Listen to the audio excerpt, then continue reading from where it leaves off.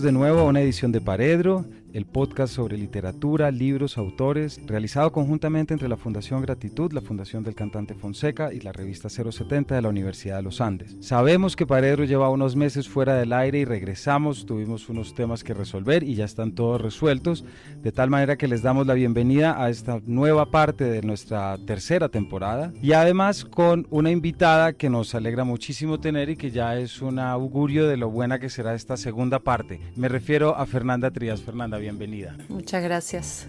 Como muchos de ustedes saben, leo brevemente una biografía tuya, Fernanda. Fernanda nació en Montevideo en 1976, es autora de las novelas La Azotea, sobre la que estaremos hablando ahorita, y Cuaderno para un solo ojo, y del libro de cuentos No soñarás flores. Hoy estamos para hablar sobre una novela que es trepidante y es tensa y es riquísima para entrar a observar, como es La ciudad invencible, publicada recientemente por Laguna. Mas, sin embargo, Fernanda, muchos de nuestros oyentes te conocen y muchos de nuestros lectores colombianos te conocen por una novela que tenemos aquí que es La Azotea, una novela que, como te decía ahorita, durante muchas ferias del libro siempre aparece y sigue apareciendo como esas novelas más vendidas y que los lectores buscan. Entonces quisiera darte la bienvenida, Paredro, y si quieres comencemos por acá, porque cuando yo te entrevisté a ti hace un par de años en una mesa con Eve Buchart, me acuerdo, con Valerie Miles, y hablamos sobre esta, y desde ese momento dije, quiero preguntarle a la autora cómo es esta novela. Así que bienvenida, y si quieres comencemos. ¿Cómo ha sido vivir con esta novela que ha sido tan gratificante? Bueno, muchas gracias por la invitación y muy contenta de estar acá hablando contigo, Camilo, hoy.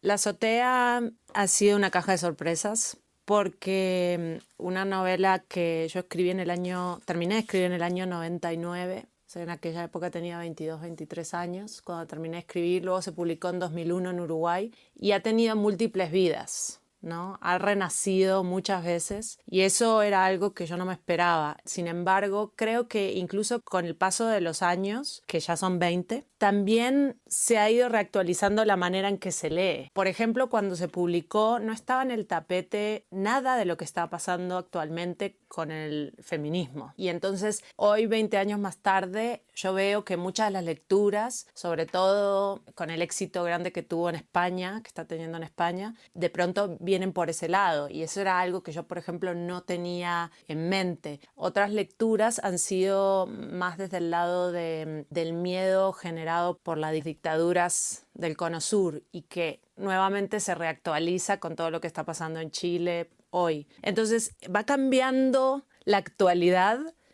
y se le va encontrando distintos ángulos desde donde se puede leer ese encierro, esa paranoia, las relaciones de poder entre la hija y ese padre que está como subyugado, pero no se sabe hasta qué punto no está habilitando eso, ¿no? Entonces yo creo que ese es el motivo por el que sigue teniendo muchas vidas la novela, porque permite, por un lado, una lectura bastante universal y por otro, distintas interpretaciones a la luz de distintas cosas que van pasando en el mundo.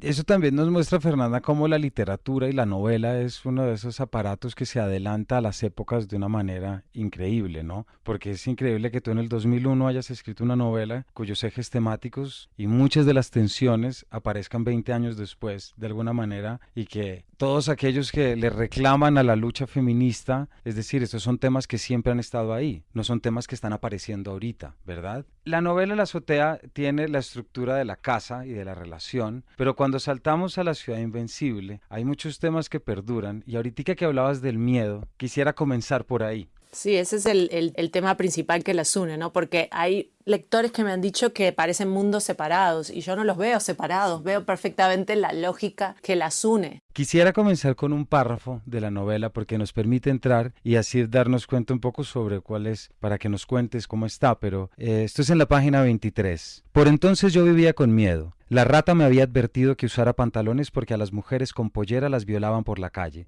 También debía sentarme detrás del asiento del taxista para que el tipo no me mirara las piernas por el espejo y me violara a continuación. Una vez, durante una pelea, llegó a secuestrarme dentro de su casa mientras gritaba que, por mi propio bien, porque me quería más que a su vida, nunca me dejaría salir sola a la noche de Buenos Aires. Decía esto mientras caminaba con los pies sangrantes. Se había cortado con una vasija que él mismo se partió en la cabeza sobre la ropa desperdigada en el suelo. Yo, más asustada de él que de los peligros de la ciudad, subí a la terraza y casi consideré la posibilidad de saltar del techo. A partir de acá me gustaría que nos contaras sobre esta novela, Fernanda. ¿Cómo aparece, si quieres referirte a este párrafo o no, no importa, pero cómo aparece en tu obra y en qué momento toma forma? Yo entiendo las novelas como, o sea, cómo las construyo siempre generalmente es a partir de un sentimiento, de una emoción, decir sentimiento, una emoción que permea todo el texto y que esa es la emoción que lo atraviesa. Y en la azotea es clarísimo que es el miedo, ¿no?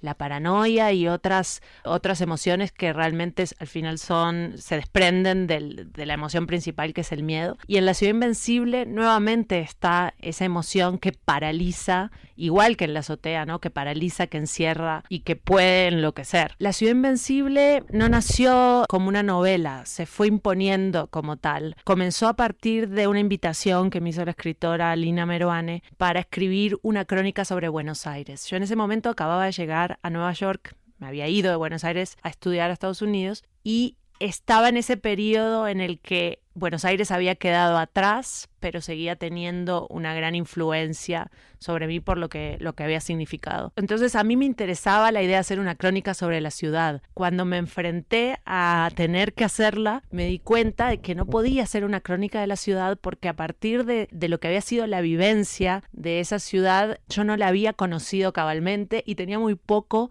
que escribir, además enfrentándome a una ciudad literaria que estaba completamente ya tomada desde la literatura, que nuestro imaginario está impregnado ya de la ciudad de Buenos Aires y era qué podía yo agregar a ese imaginario tan poblado. Entonces me planteé eso y empecé y dije, bueno, es que realmente lo único que puedo hacer es problematizar el hecho de que no puedo narrar la ciudad. Pero entonces, ¿cómo hago para narrar una ciudad que no puedo narrar? Entonces, así es como comenzó la idea de la cartografía emocional, de la cartografía afectiva. Es decir, en lugar de narrar la ciudad hacia afuera, esta ciudad que está fuera de mí, cómo sería la sensación de Buenos Aires, la ciudad internalizada, y cómo es la Buenos Aires adentro, hacia el interior, que al final es lo que a mí me interesa explorar y que te ves desde la azotea, ¿no? Entonces fue como aplicar mi mirada hacia la ciudad, entonces en vez de hacerla hacia afuera, hacia adentro. Así empezó. La primera imagen que tuve fue esta del cumpleaños y fue una imagen panorámica de la ciudad como para hacer un acercamiento de arriba y también porque esa escena me permitía presentar a todos los personajes que luego van a tener una relevancia. Pero entonces, si bien yo empecé con la idea de ceñirme a la realidad, que es esa cosa tan esquiva, muy rápido, ya creo que en la segunda página, ya cuando empiezo a ponerlos a lo que dicen estas personas, devenidos personajes, ya empecé a alterar la realidad. Y ahí me di cuenta de que yo no estaba pudiendo, no iba a poder mantenerlo como una crónica de ninguna manera y que podía o luchar contra eso o entregarme. Y ahí es cuando me entregué y cuando dije, bueno, acá tengo toda la libertad, me lo voy a permitir para jugar todo el tiempo con la ficción y la realidad, no me importa, digamos, como si fuera plastilina. Y entonces empecé a identificar determinadas cosas que yo sabía. A ver, mi experiencia, ¿cómo sería la cartografía interna de Buenos Aires? Empecé a identificar ciertos temas que quería tratar en algún momento, como si fuera un puzzle, que yo sentía que si esas piezas iban a terminar dando una impresión, una cosa impresionista de ese periodo, ¿no? Por eso la estructura emula esa sensación que yo quería generar, como manchas temáticas impresionistas que van generando un panorama. Te entiendo muy bien la experiencia y la necesidad de hacer esa cartografía porque claro, la ciudad es el espacio que se semiotiza por excelencia y es el que se conecta. Es decir, la calle te representa la emoción y desde las figuras de los pasajes, de los portales, etcétera, es decir, se metaforiza todo. ¿En qué momento la experiencia de Buenos Aires dentro de la novela empieza a tornarse frente a la construcción de un personaje femenino que está pasando por un momento traumático, ya sea por un maltrato físico de un novio, pero al mismo tiempo derrumbe emocional, si se quiere, por la muerte del padre, que son dos sujetos masculinos dentro de la historia de Ya te voy a preguntar por los femeninos, pero ya que comenzamos por acá, quisiera saber si tú consideras esta novela se enmarca dentro de la temática del maltrato, por ejemplo, dentro de la cartografía o todo, porque no debemos separar una cosa de otra. Sí, por supuesto que sí. Yo creo que al principio me planteé la posibilidad de no tocar ese tema, por pudor, y luego me di cuenta que era imposible porque estaba totalmente, la vivencia de la ciudad completamente permeada por eso. Entonces, por ejemplo, la existencia de muchos personajes masculinos y que pareciera que hay una masculinidad ahí, eso también está vinculado con cómo fue la experiencia, o sea, cómo fue la vivencia desde los ojos de esa narradora derrumbada, donde al parecer toda esta agresividad, esta violencia que se iba mezclando con la ciudad provenía desde lo masculino. Entonces, digamos, era imposible sacarle el cuerpo al tema. Eso es lo que me di cuenta, porque no había otra manera de narrar la ciudad, sino el derrumbe sí, y justamente narra un periodo corto de la vida de esta mujer, y a mí lo que me interesaba era ese límite exacto entre el momento exacto post-derrumbe, pero no necesariamente todavía, digamos, retroceder a los momentos anteriores y que esos momentos anteriores se construyeran a partir de breves vistazos, no demasiado explícitos, de los hechos, pero que el lector pudiera, a partir de esos breves vistazos y de el estado mental y emocional actual de la narradora, reconstruir y más o menos entender qué pudo haber pasado para haber llegado a este punto. Y luego comenzar en ese breve periodo posderrumbe en el que hay que intentar una reconstrucción. ¿Pero cómo? Y a la vez que hay que intentar una reconstrucción personal, la narradora, justamente por ser extranjera en la ciudad, tiene que al mismo tiempo intentar construirse una ciudad que tenga un sentido para ella, por fuera de la rata, por fuera de ese hombre de su pasado y de esa relación violenta, reconstruirse a sí misma y a su vez reconstruir la ciudad, porque tiene que empezar a construirle significados nuevos, separados de todo lo anterior, ¿cierto? Y entonces, al final, ¿cómo se construye una ciudad? Yo esa experiencia la he tenido acá en Bogotá también. Tengo que empezar para mí es todo un espacio virgen que no está asociado a ningún recuerdo, y de a poco yo voy poblando de recuerdos y de significados determinados lugares, y esos lugares empiezan a adquirir una dimensión afectiva porque ahora sí están asociados a recuerdos. Quisiera que nos leyeras un pedazo de la novela que creo que refleja muy bien esto, Fernanda, que nos acabas de contar. La avenida Santa Fe también tenía clases sociales, una sección más humilde bajo la vía del tren en Juan B. Justo, otra de bazares, tiendas de toallas y sábanas, mercerías familiares con su exhibición de ovillos de lana y manteles bordados, repasadores con la imagen de un gallo colgado junto a un pijama de felpa que no necesitaba maniquí para mostrarse, sino unos simples alfileres, tiendas de ropa interior femenina anunciada en fotos gigantescas de cuerpos perfectos, perturbadoramente irreales, incapaces de todo sudor, a pesar del sol que estallaba en las nalgas redondas y tostadas. Después vendrían las cadenas de heladerías, la ropa de marca, la librería del Ateneo, exagerada y fría, y finalmente la zona de tiendas exclusivas con su ropa para polistas y sus muebles de tamaño descomunal, que habían logrado instalar el fervor por el estilo funerario chic, arañas de acrílico negras, mesas lacadas, lámparas de pie incrustadas en enormes bloques de mármol, jarrones gigantescos, brillosos, siempre brillosos, decantadores de vino, copas grandes como campanas. ¿Cuál era mi Buenos Aires?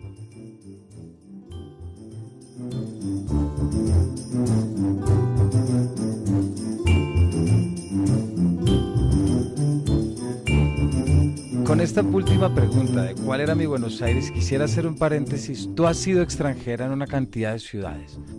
Estás viviendo en Bogotá creo que hace 4 años, casi 5 ya. Ahorita te voy a preguntar por lo que haces acá, porque eso también nos permite que tú nos hagas una lectura de lo que ves como Bogotá. También viviste en Nueva York. Entonces, ¿cómo ha sido tu experiencia urbana dentro de todo lo que tú has hecho y cómo termina plasmada en una novela, ya como estrategia entre experiencia y escritura? El tema de las ciudades se ha convertido en una obsesión para mí justamente por eso. Yo me fui de Uruguay en 2005 a Francia primero, y ahí empezó mi periodo itinerante que sigue hasta hoy, digamos, con largos periodos de estabilidad.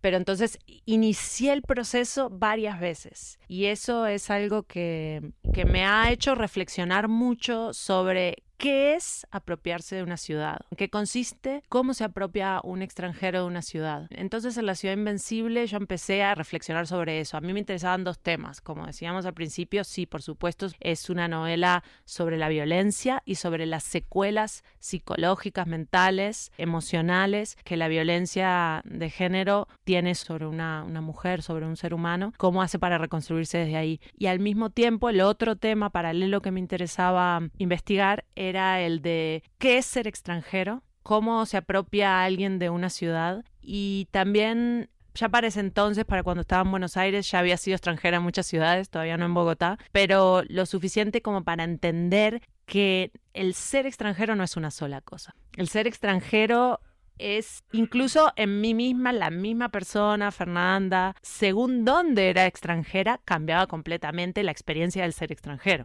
Entonces eso me obsesionaba, empecé a entender que había clases de extranjeros. En Buenos Aires yo tenía un cierto privilegio por ser uruguaya, pero entonces yo veía que había otros extranjeros que estaban por debajo de mí en estos estratos del ser extranjero, bolivianos, peruanos, ¿no? Todo esto todo eso lo quería mencionar y complejizar ahí, pero a su vez yo había estado en un estrato peor cuando había vivido en París. Siento que ese apropiarse al final consiste en saber si se puede o no generar lazos reales con las personas que ahí habitan. Esa es la conclusión a la que he llegado y es por lo que me siento bien en Bogotá, porque sí siento que logré hacer vínculos profundos con las personas que ahí habitan. O sea, no tiene al final nada que ver con la ciudad en sí, con su geografía, pero esa geografía de todas maneras hay que conquistarla, y esa expresión conquistar la geografía la traigo a colación porque la utilizo en La Ciudad Invencible, porque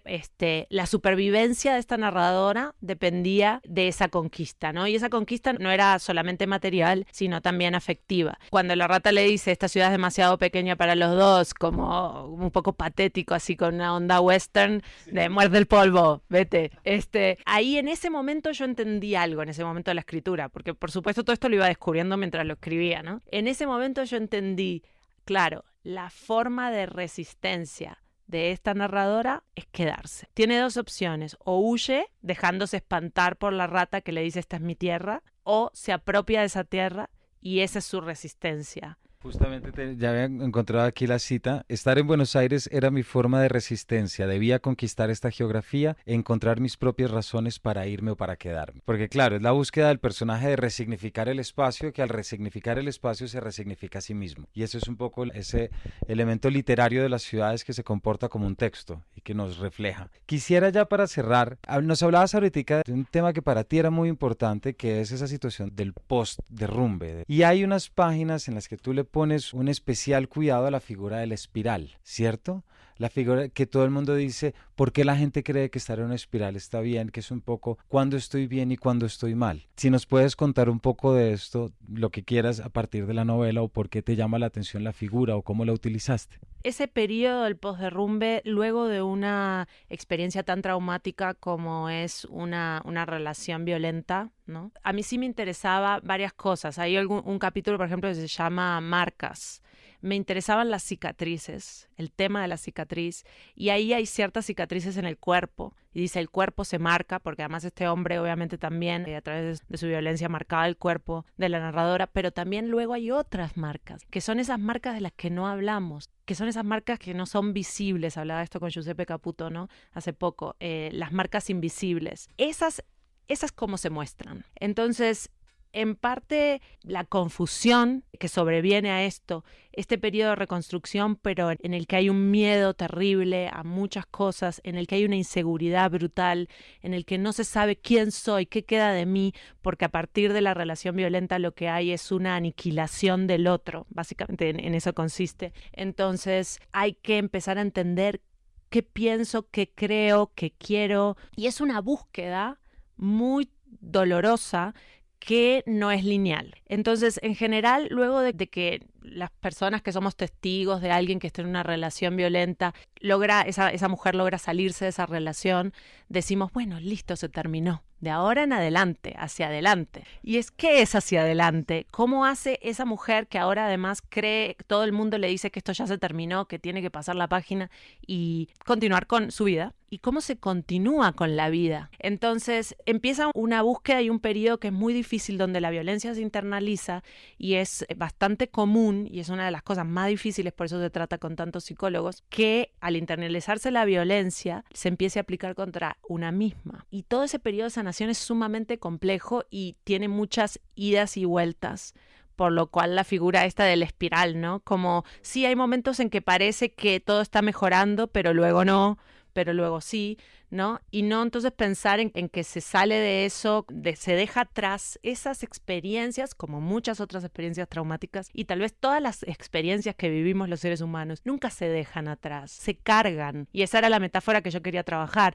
Realmente el pasado no queda atrás, siempre está encima de nosotros, siempre. Y lo que hacemos es acumular más pasado encima de nosotros y siempre ver cómo, de una manera más o menos torpe, más o menos sana, logramos seguir viviendo con todo ese pasado encima. Y yo creo que en esto, Fernanda, tu novela es muy efectiva por la técnica como tú la desarrollas, porque estamos hablando del personaje de la narradora. No hay una violencia explícita dentro de la obra, es decir, no hay una situación de violencia en presente, todo está en recuerdo, todo está en diferido, digámoslo así, pero al contrario de lo que uno puede pensar, que esté así de contenido hace que sea más terrorífico y sea más pesadillesco, porque hay algo aquí que yo quiero resaltar, que muchas veces damos por sentado cuando nos referimos a novelas y nunca podemos hacerlo, y es que también es la denuncia de lo que es el maltrato machista y de lo que es el sentido de pertenencia sobre una mujer, que de allí el nombre La Rata, con todos los obviamente y demás apodos que aparecen, pero es la manera como retratas esa tensión, desde cómo le dice a los personajes cómo piensa, de pronto por eso ya sabe que vivo con las persianas abajo, o ir a alquilar un cuarto y que la persona consiguió el teléfono por una cadena gigantesca solamente para impedir.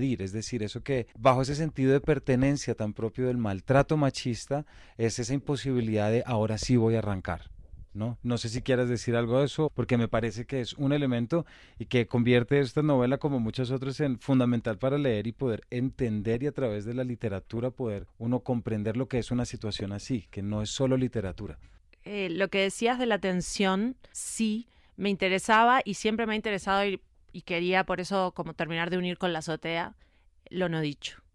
La fuerza que tiene lo no dicho. Para mí en la literatura, así lo entiendo yo, así lo disfruto yo la lectura, y también me gusta tratar de, porque es algo muy difícil, es que en eso no dicho se dice muchísimo, por eso no es necesario tantas páginas, por eso puede ser corto el texto, pero puede ser potente, generalmente porque cuanto menos se diga, pero transitando esa línea difícil, porque justamente si no se dice nada, entonces tampoco está dicho, justamente hay que ver cómo se insinúa y cómo se va abordando eso para que vaya por esa línea fina entre lo dicho y lo no dicho, pero justamente si se logra, y es para mí lo más difícil que hago al momento de escribir, es ver si lo logro o no lo logro. Si se logra, creo que tiene una fuerza mucho mayor, porque así es como funcionan las mejores obras de terror, ¿no? Lo terrorífico está en eso que se intuye, pero que no se alcanza a ver completamente. En esta novela, por lo menos, la manera como haces confluir un eje temático con un eje narrativo y técnico. Es en esa medida muy performativo, porque también es en la realidad. La problemática del maltrato es lo indecible, lo que es inefable, aquello que no se puede representar, y yo creo que aquí la novela, en el papel de la ciudad, cumple con esa labor, que la ciudad se convierte en ese trampolín que permite verbalizar. Para cerrar ya con Ciudad, Fernanda, ¿por qué no nos cuentas cuál es tu Bogotá? ¿Cómo ha sido tu Bogotá?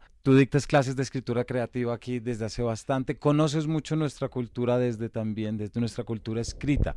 ¿Por qué no nos cuentas un poco, si nuestros oyentes te quieren buscar en los talleres, si quieren saber dónde los dictas, y así pueden hacer la tarea ahora? Ha sido una Bogotá, sí, muy vinculada con la juventud, porque ya en 2016 empecé a dar clases en la maestría en escrituras creativas de la Universidad Nacional, primero, también en los talleres distritales de IDARTES, de cuento y novela, y actualmente estoy como escritora en residencia en la Universidad de los Andes, entonces también estoy dando talleres en el pregrado de literatura en los Andes. Entonces, lo primero fue entender un poco la idiosincrasia. Primero fue un deslumbramiento con la parte sensorial de la cultura, desde las comidas y las frutas y la locura que me generaba ver guanábanas colgando de las tiendas y decía, ¿qué es eso? Es un huevo de un dinosaurio. Las texturas, la música, el baile, la relación con el cuerpo. Primero fue ese acercamiento que me generó fascinación. Luego fue un acercamiento literario, empezar a decir, bueno, a ver,